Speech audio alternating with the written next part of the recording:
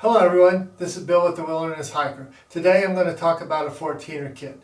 This is the gear you take when you're hiking above the tree line in the mountains. The first hazard you find in the mountains is dehydration. This is the same on any long hike, and when you're at high altitude it's even worse. So you want to take water. So I'm going to take at least 3 liters of water, if not more, depending on the length of the hike and the climate I'm in and how long I might be out there. So I have 3 liters of water, plus I have a handheld water bottle. The alternative is to get one of those bladders with a straw and you can drink from it. I like the handheld water bottle.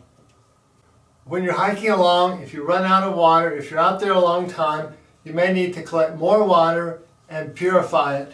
So I'm going to take the water purification pills. This is what they look like. You put one of these in a liter of water and wait 4 hours, and then it's safe to drink. This is what they look like. I'm going to take some salty food to go with my water. This is a bag of salty food. It's nuts, dried fruit, some sesame sticks, and this will help the water stay in me when I'm going through an altitude change and my body is just flushing out the electrolytes and needing more. And if I'm out there too long, this is energy food. If for some reason I stayed out overnight, turned into a survival situation, I have food to eat. And I have a couple of food bars here so that if this is quick and handy, easy to eat food. The next hazard that you face is hypothermia. And this could come from the cold, but it's not so much the cold as the rain. If it's 33 degrees and raining and you're soaking wet, that's the worst possible temperature unless it's just way below zero. So I'm going to take a sturdy raincoat and rain pants. These will keep me dry no matter what. And to go with them, I'm going to take some warm clothes. So I have my bandana, which I take everywhere. I have a fleece hat. I have warm gloves. I have a thick, warm fleece top. And anything you take that's going to keep you warm is good. And I have a thick, warm fleece bottom. So if I got stuck overnight, if it turned into a survival situation, I could put on the warm clothes, the raincoat, and I'd still be okay. I'd be nice and healthy and happy and alive in the morning instead of freezing to death. The next thing to consider is high altitude sickness. And I'm not going to do the whole video on this. I'm going to give you the short story. If you're starting to get sick, go down. First aid for high altitude sickness is to go to a lower altitude. That almost always works. If it doesn't work, you can go to a doctor. One of the first things you notice is a headache, dizziness, nausea. It gets worse. If you get an extreme headache, that's called cerebral edema, and that's really dangerous. If you start hacking and coughing and you have fluid in your lungs, that's pulmonary edema. You need to go see a doctor, but the first thing you need to do is to get off the mountain, go down, descend as fast as you can safely, and get to a lower altitude. Another thing to take is a headlamp. This is a safety item. What if it's dark before I start? What if I get back after dark? What if I'm out after night? Even if I didn't plan to, if I have a headlamp, I can see to travel. I can see for everything I need. I'm going to have spare batteries because how can I be sure the batteries are going to last? All kinds of things can happen. Another safety item I take is a knife. This is a small, lightweight bushcrafting knife. This one comes from Benchmade.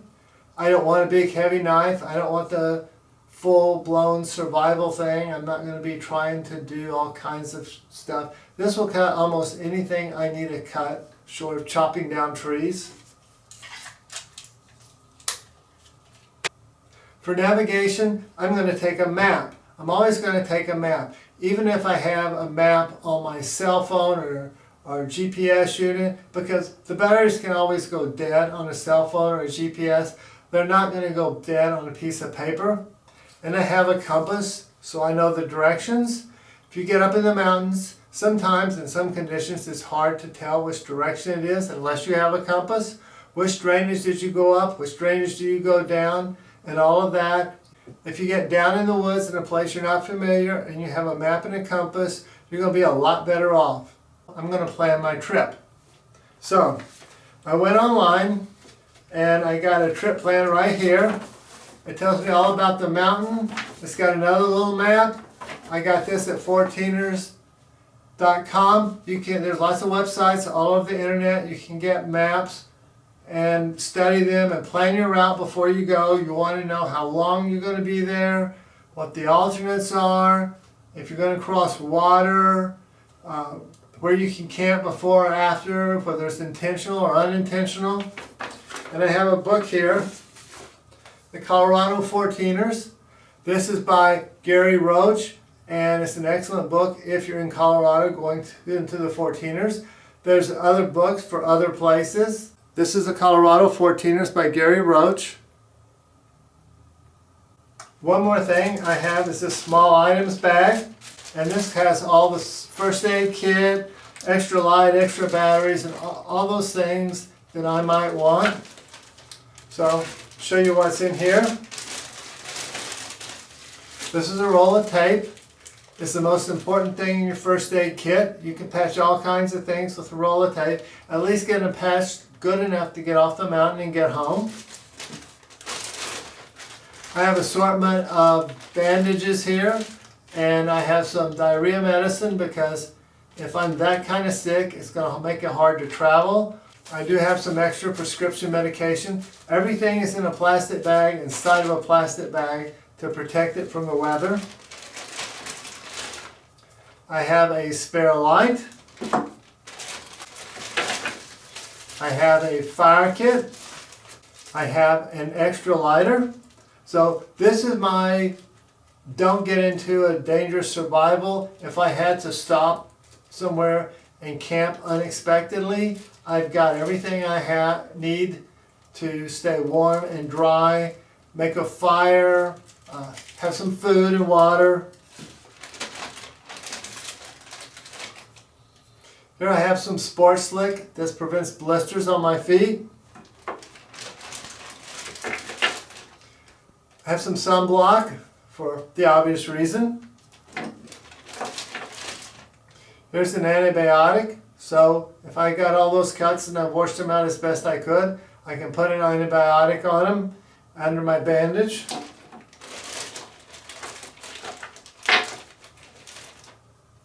Spare batteries.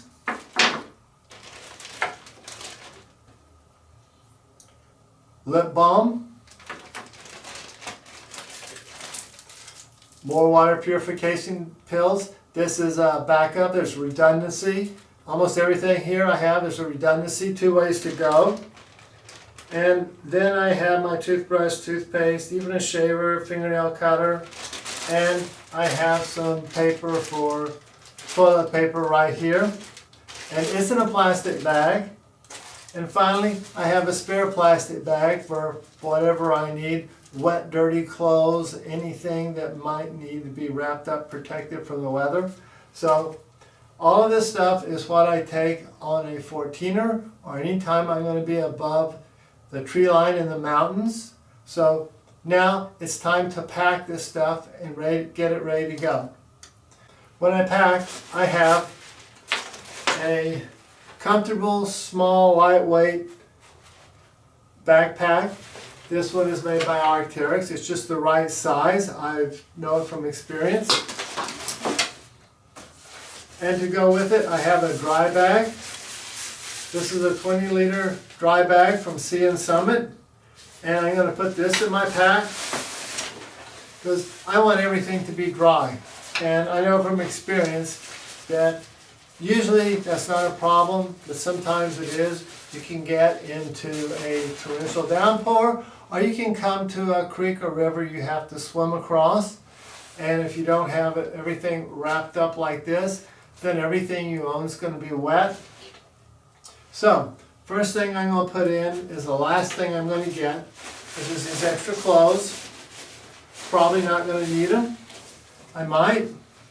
So they're going in the bottom. And I have this hat and gloves and bandana, and I'm going to put those down in here next. And I'm going to put my spare supply of food down in here. Okay, I put that down. I'm going to repack my small items bag. So everything goes back in the bag. I took it out. I did an inventory to make sure there's nothing missing. I didn't use it up last time. So there's my small items bag.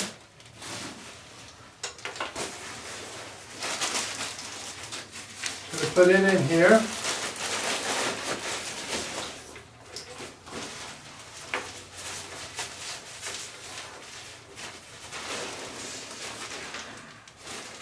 Now I can roll the top of this.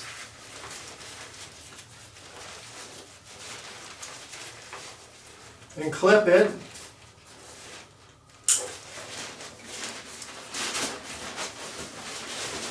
And that's sealed up from the weather. I'm going to put my water bottles on the sides. It's very important to balance your weight and make it comfortable. So, because this doesn't have a frame, everything here on the back is going to be flat and soft. Everything like this that's going to might jab you in the back. Okay, I've got the main part filled. So I'm going to clip the top.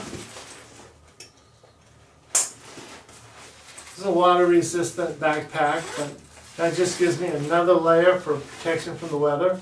I'm going to put my headlamp, my batteries, spare lighter, knife, compass,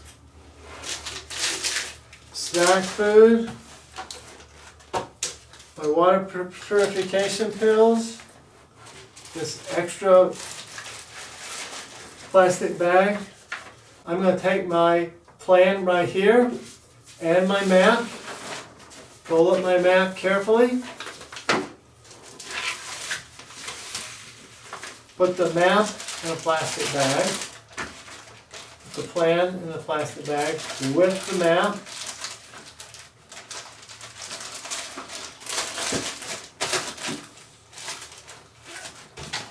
Put them in the top here.